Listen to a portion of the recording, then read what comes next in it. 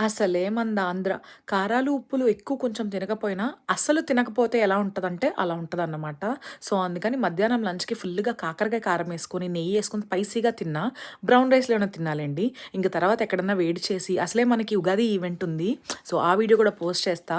Face మీద heat ఎక్కువై pimples ఎక్కడొచ్చేస్తాయా అని చెప్పి బటర్ మిల్క్ ఒక గ్లాసుడు తాగా అనమాట.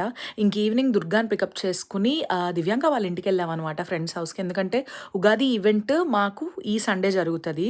అంటే 6థ్ ఏప్రిల్ జరుగుతుందన్నమాట. సో, దానికోసం ఈరోజు మేము మొత్తం ఉగాది పచ్చడి ప్రిపేర్ చేశాము. అంతమందికి మోర్ థాన్ లైక్ 250 మెంబర్స్ కోసం.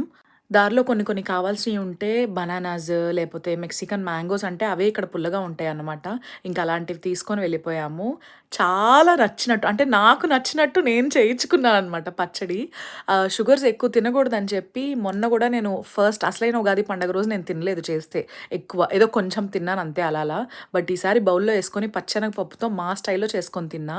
ఇంక నైట్ బెండకాయ కర్రీ, సాంబార్‌తో డిన్నర్ చేసామందరం. ఇంక వి కేమ్ బ్యాక్ హోమ్.